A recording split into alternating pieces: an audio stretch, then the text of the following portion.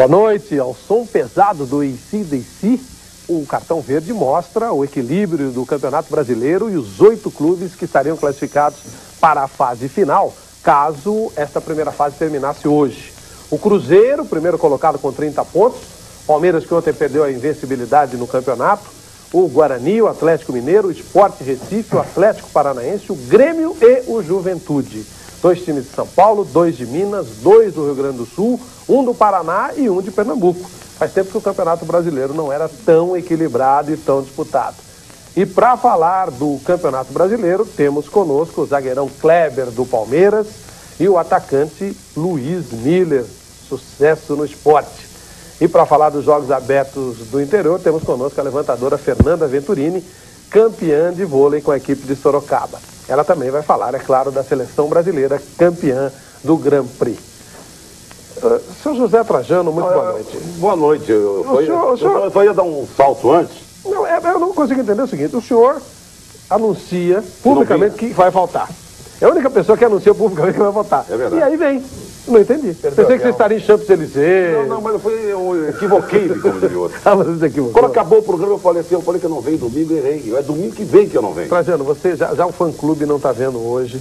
Seu fã-clube não está vendo, estão com esse desfalque. E você ainda anuncia de novo hoje, aí fica ruim. Eu estou meio preocupado com a idade, o aniversário está me preocupando, então eu troquei as bolas, tá vendo? Já estou trocando as bolas antes. Eu queria abrir falando aqui com um grande torcedor do Ameriquinha do Rio, falando de cadeira para os torcedores do São Paulo, do Flamengo, do Vasco, do Fluminense e do Internacional, para não falar de outros grandes clubes brasileiros. Eu sei o que é sofrer, gente. Eu sei, o meu time há muito tempo perde, não está nem na Série C do Campeonato Brasileiro, apanha, quando jogava, apanhava, no Campeonato Carioca apanha, na segunda-feira todo mundo pega no meu pé.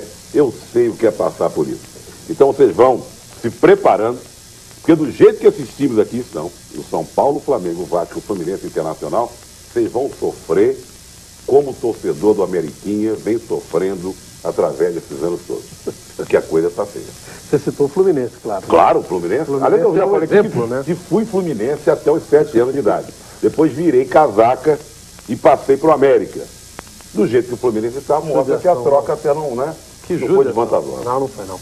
Judiação, realmente. Você falou da Fernanda Venturini? Falei. Esqueceu de falar do Bernardinho, que está aqui com ela. O Bernardinho está lá do outro lado, daqui a pouco ele vem aqui falar com a gente também. Uma honra recebemos o grande técnico Bernardinho.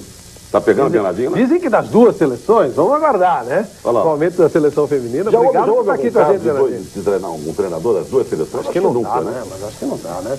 Que eu me lembre. Dá um treino na segunda-feira de manhã para um, segunda à tarde para o outro. Mas enfim, está aqui o nosso técnico medalha de bronze nos Jogos Olímpicos. Boa noite, Juca Kifuri. O Trajano levantou bem essa coisa do que levanta bem aqui, a Fernanda Venturini também. Esses grandes clubes brasileiros aí, que Flamengo, São Paulo, Corinthians e o Fluminense, que o Dr. Francisco Costa, eu conversava com ele outro dia, e ele assiste o Cartão Verde sempre no Rio de Janeiro, e ele preocupadíssimo, temendo que se o Fluminense cair, o Fluminense pode até parar com o futebol. O que você poderia dizer pra gente? Assusta, não assusta, Juca? Boa noite. Boa noite. Eu acho que sim, quer dizer, o que está acontecendo com o Fluminense é mais ou menos a crônica de uma morte anunciada, quer dizer, tricolores tradicionalíssimos há anos vem chamando atenção por o lento e gradual empobrecimento do Fluminense, que é sem dúvida nenhuma dos clubes mais tradicionais do país, se não for o mais tradicional. E há muitos tricolores que há tempos vêm prevendo uma coisa que pode parecer uma heresia, mas que à medida que o tempo vai passando e a gente vai se aproximando do século XXI, não sei se não vai ser verdade rapidamente, que é a, sem trocadilho, a fusão, eu não falei flusão, não falei, a fusão do Fluminense com o Flamengo. Que já começou assim, né? Sim. Um veio do outro. Um veio do outro. Né? Você imagina que isso possa acontecer um dia? Eu imagino que isso possa acontecer. Você conhece o futebol europeu como você conhece. Flávio sabe que, exceção feita à Inglaterra, é muito pouco comum você ter grandes cidades com mais de um grande time.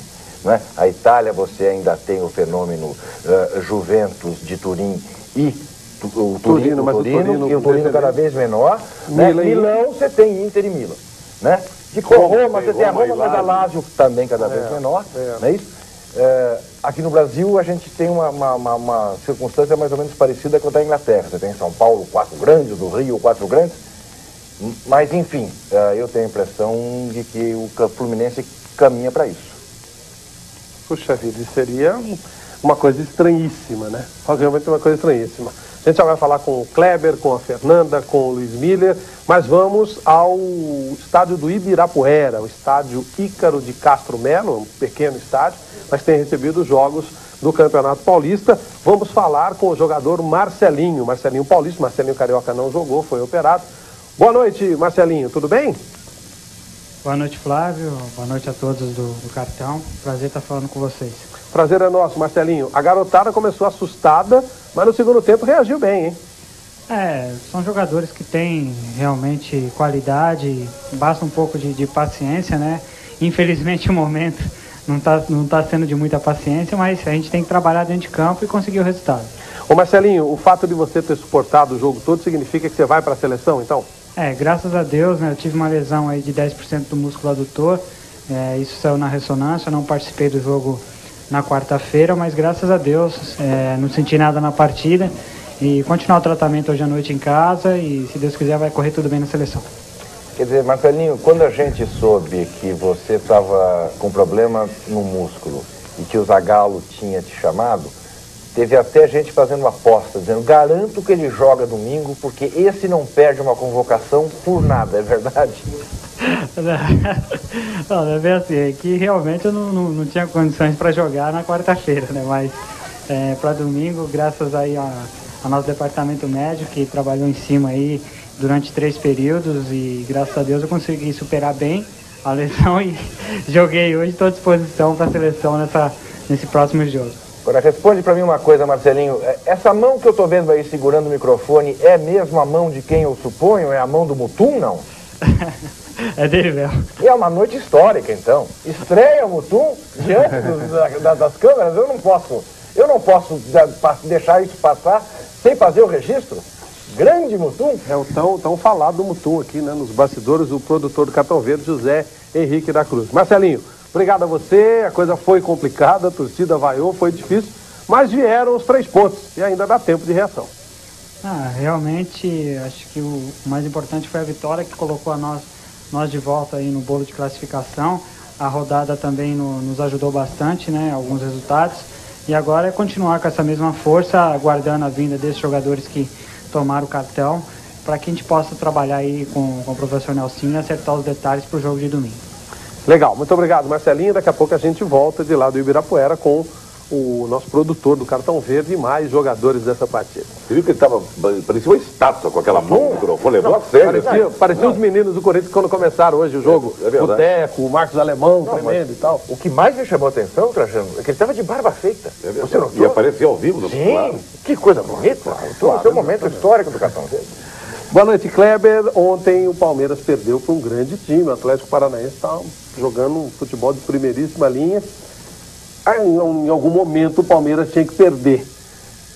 Seria demais perguntar, perdeu na hora que podia e tal, ou realmente dava para aguentar um pouco mais isso? Boa noite, obrigado pela presença, Kleber. Primeiramente, boa noite a todos da mesa, boa noite aos telespectadores. Acho que o momento para perder ele não existe, né? Perdemos uma partida, mas eu acho que tem muita coisa ainda pela frente. O Palmeiras segue ainda praticamente como líder, né? Porque tem um jogo a menos, falta ainda o jogo contra o Corinthians, que é o clássico. E vamos dar sequência no trabalho, porque eu acho que foi um jogo bastante difícil diante do Atlético Paranaense, uma pressão muito grande. Tivemos a desvantagem de tomar 2 gols logo de início da partida, e isso complicou um pouco, houve uma pressão muito grande, mas o Palmeiras, dentro do próprio jogo, ainda demonstrou um volume de jogo muito bom e criando até oportunidades de fazer gol.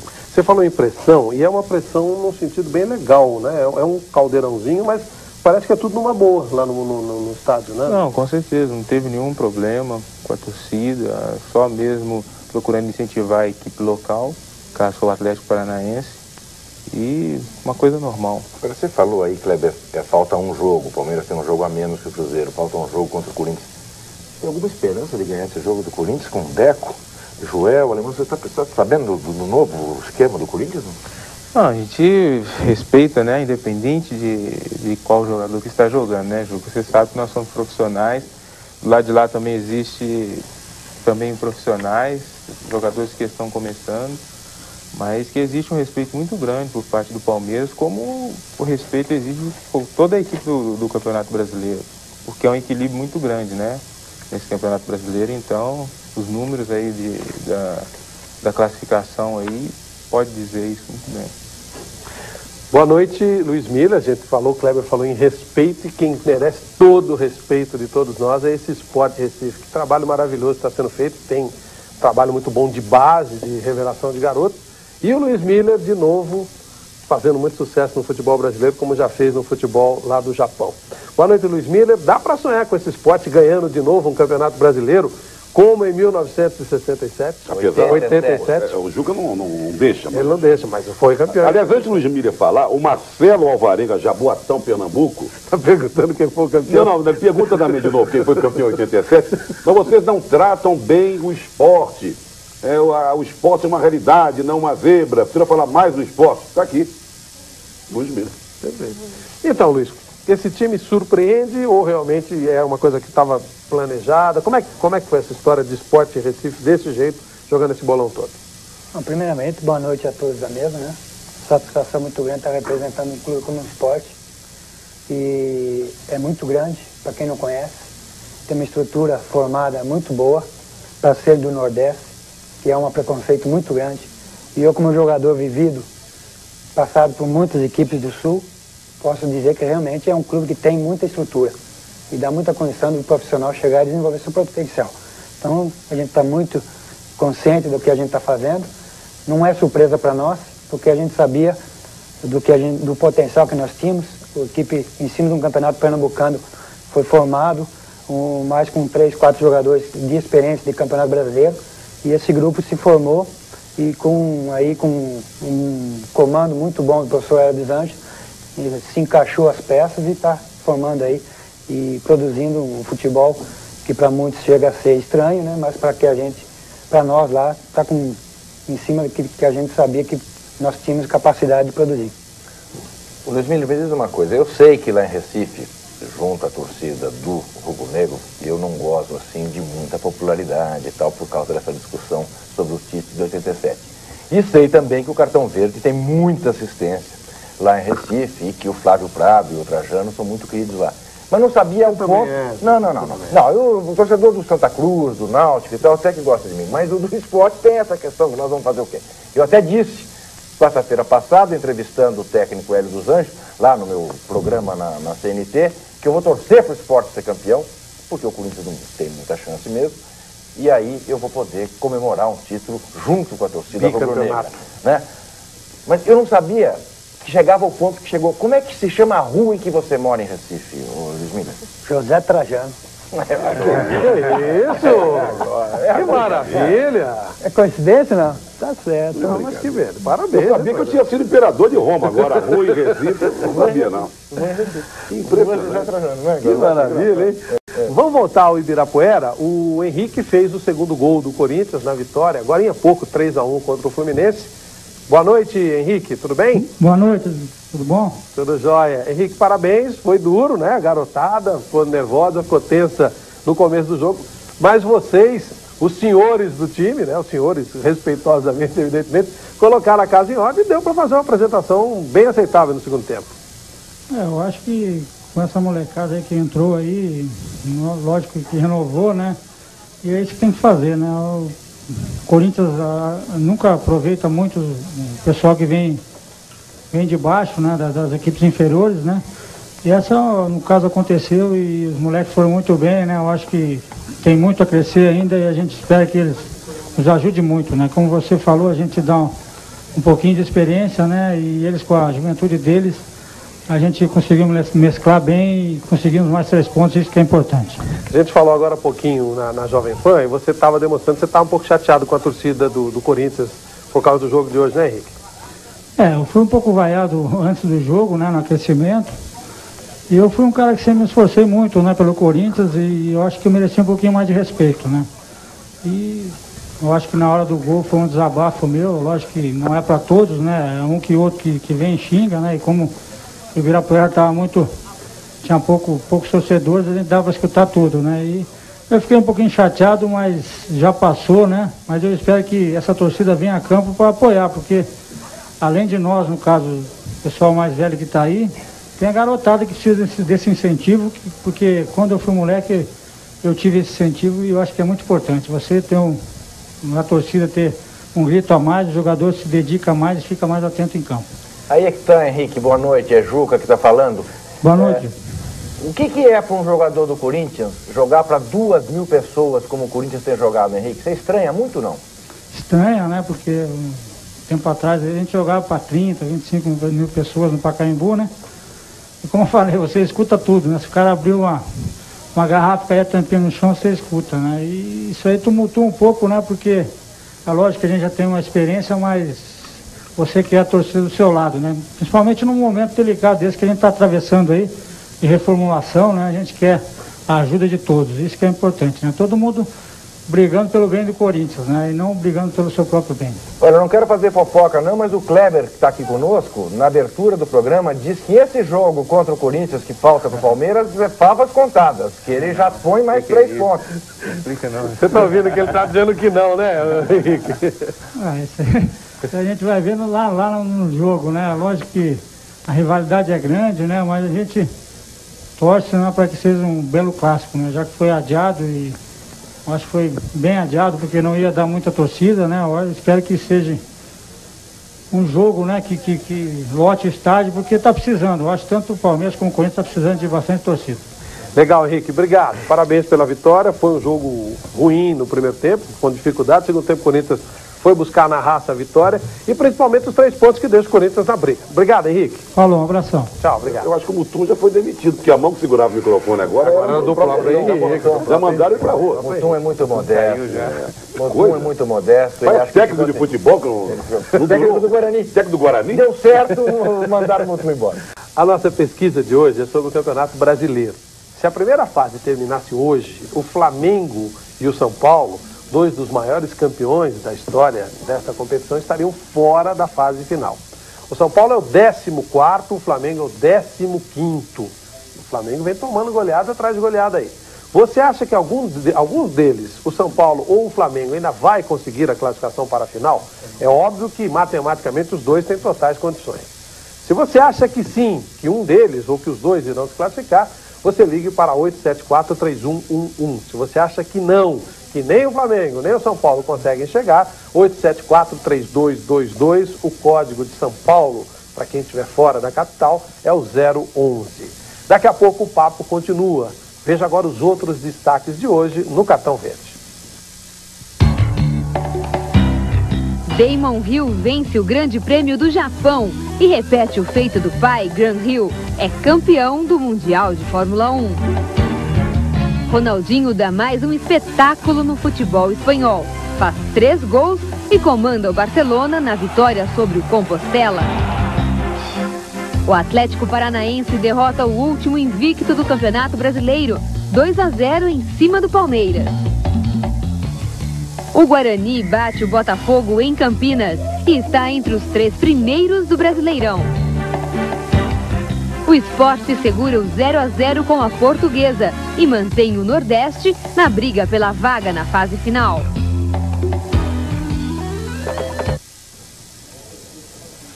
Faça perguntas para os nossos convidados. O telefone é 252-6525, o fax 874-3454. Aproveite e escolha a imagem da semana. Telefone 252-6525, fax 874-3454. Dê uma olhada nas imagens e vote pelo número. Imagem 1. O craque Ronaldinho marca mais um golaço no Campeonato Espanhol. Desta vez na vitória de 5-1 do Barcelona sobre o Compostela.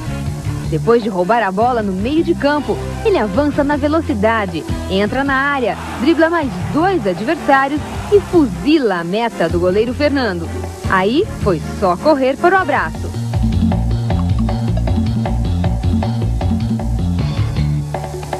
Imagem 2. Mais um gol de goleiro nas eliminatórias sul-americanas para a Copa da França. Mais um gol contra a Argentina. Dessa vez, o goleiro artilheiro foi o venezuelano Daniel Dudamel, que bateu uma falta com classe e precisão. Um golaço. Mas a Argentina venceu o jogo por 5-2.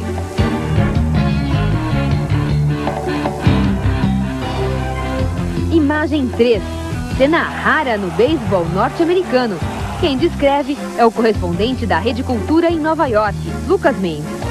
Os Yankees de Nova York estavam perdendo quando o batedor deu esta tacada. Ia cair na mão do adversário e praticamente decidiria o jogo a favor do time de Baltimore. Foi quando surgiu este garoto de 12 anos e pegou a bola.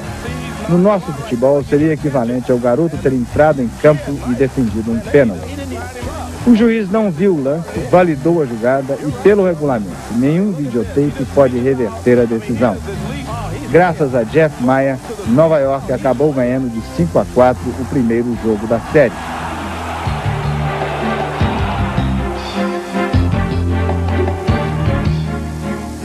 Até voltar. Olha, eu vou dizer uma coisa, eu pensei que o gol do Ronaldinho fosse moleza, mas não tá fácil não, viu? Olha, o Gustavo Ramos aqui de Ribeirão Preto, que é torcedor do Comercial e do Tricolaço, dizer aqui da capital, fala, você na imagem da semana, você anda acompanhando o Juca e por isso você anda pisando na bola. Mas é injustiça porque ele é quem te acompanha. Há muito tempo que eu não venço, hein? Mas é ele. Por favor, não fure a bola, deixa o Juca que fure. Tá aqui, escrito, fazer o quê? É engraçadinho ainda. Engraçadinho, né? Você quer inverter hoje? Você quer que ele comece? Pode ser, não. Vamos inverter hoje? Começa com o Juca? Começa com o Juca. Eu acho que é justo, porque senão foi ele que tá te seguindo. Isso é uma injustiça, isso é pressão, Luiz, você entendeu? Eles querem ver se eu pipoco. É isso. Então, por gentileza. Mas eu já sei que eu vou votar, não vou ser influenciado, não, hein? Marca no papelzinho aqui. Vou marcar aqui. Marca aqui, peraí, não deixa ele pronto. Aí, tá aí, ó. Tá escondido aí, pronto. Tá marcada a imagem, vamos ver. Não é justo fazer isso comigo, até porque na última vez eu ganhei sozinho aqui, quer dizer, o Trajano não votou comigo, eu vim acompanhando o Trajano porque eu sei que ele faz um lobby impossível de ser vencido. Eu queria votar no Ronaldinho, é claro que eu queria votar, porque esse moleque está fazendo, não existe em lugar nenhum. Mas essa imagem do garoto, quer dizer, como imagem, é uma coisa, até porque é um sonho de todos nós. Qual de nós que não tem a alegria de jogar como a Fernanda, como o Kleber, como o Luiz Miller, que eu sempre digo isso, o jornalista troca, mas troca a vida de jornalista para poder jogar no Maracanã com 100 mil pessoas, não queria fazer um troço desse. Imagina, no último minuto entrar em campo, fazer o gol da vitória do seu time, ser campeão. O garoto fez isso, né? Classificou o time dele. Eu vou votar na imagem 3, mas eu sei que vou perder pro Ronaldinho. Mas eu vou fazer o quê? Imagem 3? É. Então eu vou virar tudo por ali. Vamos lá, Kleber. Eu vou ficar com o gol do Ronaldinho. Gol do Ronaldinho, que é 2, né? Não, a 1. A 1. Fernando. Gol do Ronaldinho também. Luiz Miller. Ronaldinho. Ronaldinho. Deixa eu ver. Olha a do Trajano. Tá pequenininho aqui, mas dá pra... Não vai... É 3. É 3. Eu vou votar com você, Juca. Tá vendo? Vou votar por vários motivos. Afinidade absoluta. Nós já vimos casos no futebol brasileiro, no futebol mundial, mas no brasileiro, da bolinha entrando, aparecer um massagista, um torcedor, tirar a bola, jogar pra longe, salvar o gol. Continua, vale. Né? A narração do Lucas Mendes também é fantástica, né? O Lucas Mendes narrando esse momento histórico. É porque esse esporte é muito distante da gente aqui no Brasil. Então explica melhor. Aquilo lá, então ele jogou, se o garoto se pegar... Não me pergunte muito, não. Não, mas eu quero dizer assim, se o jogador que estava jogando contra o time de Nova York pegasse a bola que foi arremessada, e ele pegasse, seria ponto para o time adversário de Nova York. E ele seria campeão. Ganharia o jogo, porque parece que são as finais já. Né? E aí ele desclassificaria Nova York, que há 19 anos não vai às finais. Muito bem, aí o garoto pegou. Como a bola, talvez se a bola fosse fora do estádio, qualquer coisa, geralmente a bola, o cara pode rebater a bola com o taco e a bola vai fora do estádio. Não pegou, ganhava Nova York. Ponto de quem bateu. Quem bateu. Aí ele pegou. Ele que morou no Japão, isso deve ter acompanhado, não é verdade? Aí o garoto pegou e, consequentemente, deu a vitória para Nova York. Há um detalhe adicional. A liga estimula, quando a bola sai da área de jogo, que a torcida dispute a bola. E a bola fica para a torcida, não tem que devolver a bola. Nós já vimos uma imagem aqui uma vez de um torcedor que foi pegar a bola, deu uma cambalhota, lembra? Isso. E caiu lá embaixo, se machucou todo. E esse garoto, você nota que ele está com a luva. Ele já estava preparado. Ele estava com a luva. Tirou de dentro. Ele ficou num lugar do estádio que não podia ficar, ilegal. E o prefeito de Nova York levou ele para televisão, ele foi homenageado, vai ganhar medalha lá do mérito, não sei o que e tal. Cidadão, 15 minutos de fama ele já teve. Muito bem. Então os dois aqui fizeram um lobby tremendo para a imagem 3. Vai votar no Miller. Eu vou votar no Ronaldinho. E a gente sabe que o rosto do Ronaldinho faz bem. E o gol do Ronaldinho eu só vi Pelé fazer. Não esqueçam que ele tomou pontapé, empurrão, chute, cacetada e fez o gol. Eu vi o Kleber fazer gols mais bonitos. No último Campeonato Paulista, quantos você fez? 5, 6, 7. 2 foram mais bonitos que esse do Ronaldinho. Olha que eu sou fã do Ronaldinho. Olha, Fernanda, Kleber, Luiz Miller, meus amigos do esporte, meus amigos do Recife, o Luiz Miller votou no Ronaldinho. E eu olha, o Bernardinho também vai ser entrevistado no programa e está fazendo sinal lá de trás para nós que vota na imagem do beisebol, tá? Do beisebol? É. 3 ou 1? Tá bom? 3? Ah, que isso? Eu vou roubar agora aqui. Ele está votando na 1. Está votando na 1. Não, senhor. Para mim, eu sou 3. Vamos nessa. 3 é o número da sorte hoje. Que é aniversário do meu filho Pedro, de 3 anos. E do Bruno, de 14, mesmo dia. Olha que maravilha. E hoje é aniversário da conquista de 77. O mais importante para mim é a maior conquista da história do Corinthians, que aí saiu daquela fase cinzenta, 13 de outubro de 70. Concorda, Juca? Você acha que não foi a maior dela? Desde que eu me dou por gente, foi a que eu mais vibrei. Foi mais do que o Campeonato Brasileiro até, né? Claro, porque ali era o fim de 22 anos de sofrimento. São Basílio do Parque São Jorge. Que está por aí, continua trabalhando, é treinador importante do nosso futebol. Caiu o último invicto do Campeonato Brasileiro. O Palmeiras foi a Curitiba e perdeu para o Atlético Paranaense por 2-0. E o Djalminha ainda foi expulso no final do jogo. Quem fica de fora dá um jeitinho de improvisar. O estádio Joaquim Américo fica pequeno para mais de 20 mil torcedores que querem ver de perto Atlético Paranaense e Palmeiras. O embalado Atlético parte disposto a acabar com a invencibilidade do Verdão. E não demora para o Zéias subir mais que os zagueiros e de cabeça abrir o placar. 5 minutos depois, falha de Sandro. Paulo Rink, em posição legal, amplia. No segundo tempo, o juiz Cláudio Cerdeira deixa de marcar 2 pênaltis. O primeiro a favor do Atlético. Júnior derruba o polonês Pierre Karski na área. No segundo, ele ignora o toque do atleticano Jorge Luiz, que tira a bola com o braço. O prejuízo do Palmeiras aumenta quando o Djalminha recebe a bola em impedimento. Ele chuta para o gol e finge não ouvir o apito do árbitro. Como já tinha cartão amarelo, acaba expulso. Djalminha ainda argumenta com o juiz, mas sai de campo de cabeça quente. Ele é o desfalque do Palmeiras para o jogo do próximo domingo contra o Vitória.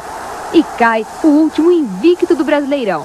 Final, Atlético Paranaense 2, Palmeiras 0.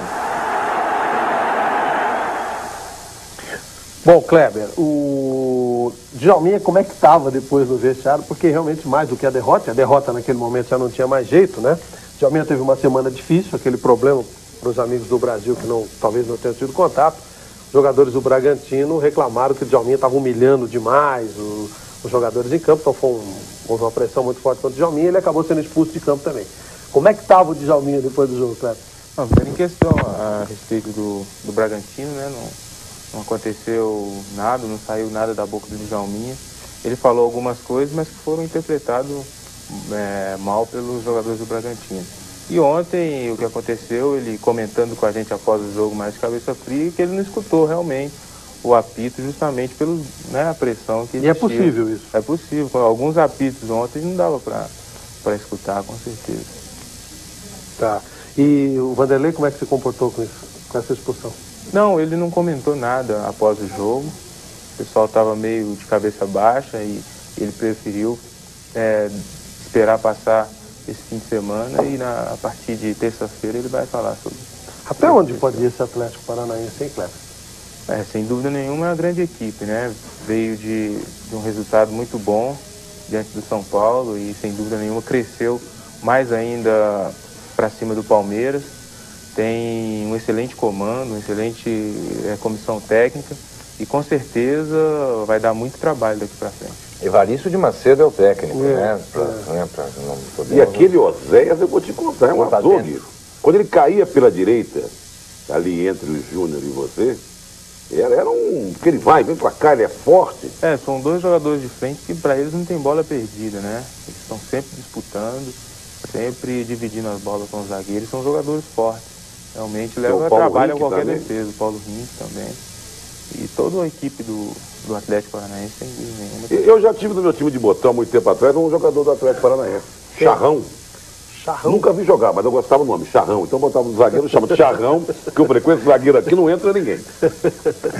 Era aquele era o maior, era o maior. Naquela época você fazia o seu time. Não, esse time que agora é tudo igualzinho. Mas olha, gente, nós falávamos do futebol paranaense há algum tempo, que havia uma certa decepção, né?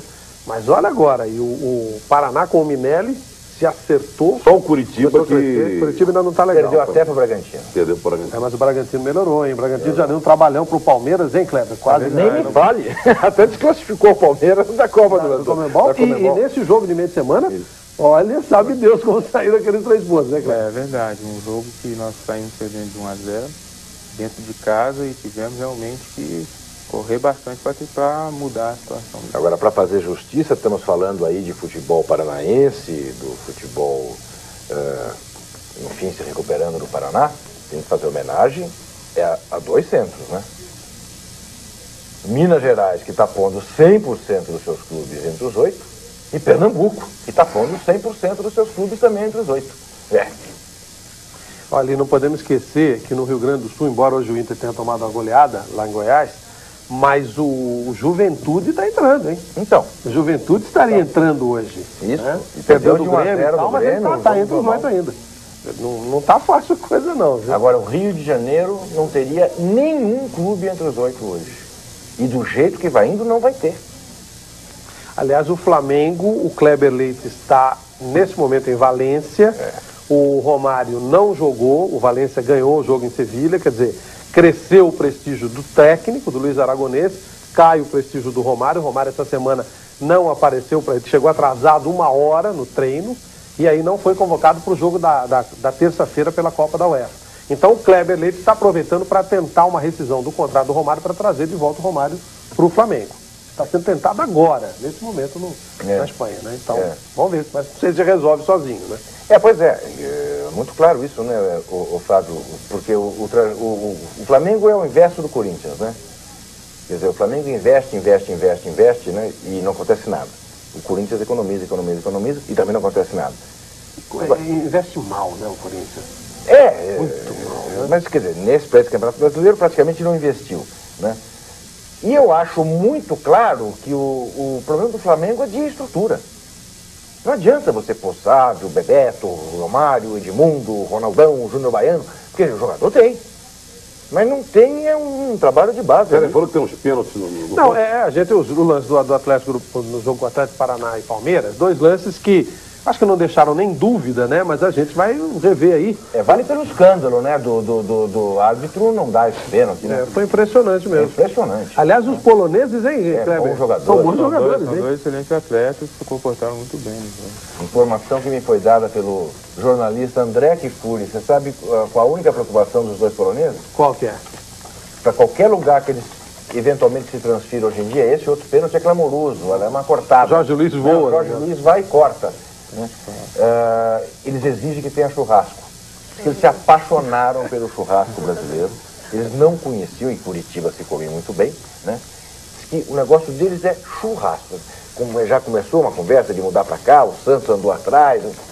A primeira pergunta que eles fazem: tem churrasco? Mas tem uma colônia polonesa muito grande em Curitiba, né? Por isso que eles fizeram essa opção. Porque um deles, parece que o Novak, não sei, não, o Ponta, o Pierre Castro, não fala nada, a não ser polonês. Não fala nem inglês, nada. O Novak ainda fala inglês. Então ele está lá no meio da colônia polonesa, então se viesse para Santos seria uma dificuldade. O que aconteceu com os 2 meninos africanos, né? Eles não conseguiram adaptação, porque com quem que eles iriam falar? Então ficava muito complicado. Agora aqui o Richard Rafael de São Bernardo do Campo, o Luiz Miller. Num outro programa de televisão, há uma insinuação de doping, uso de doping. Já foi até li sobre isso. Daí é o que o time do esporte é um time que é um time estranho. Isso. Já ouviu falar disso? Não tem antidopagem pro esporte. Não tem antidoping pro esporte. O que você teria para falar disso? Esse é o preconceito. Exatamente. Porque é um outro preconceito. Falou de lá. Todos os jogos tem 2 do esporte e tem 2 adversários. Até hoje não se falou nada. Incrível, infelizmente acontece, eu tive essa experiência quando estava no Bragantino também. Quando o Bragantino começou a se despontar, todo mundo jogou, né? A semente. O Bahia é campeão em 88, falou-se muito. Esse time deve ir infelizmente, agora, essas pessoas, em vez de se preocupar um pouco e ver o trabalho que se faz, o dia a dia, para ver o porquê que a gente chega nisso, por que a gente chega nessa boa condição, o pessoal não se interessa em saber por quê. O dia a dia nosso lá se trabalha firme como outro time qualquer.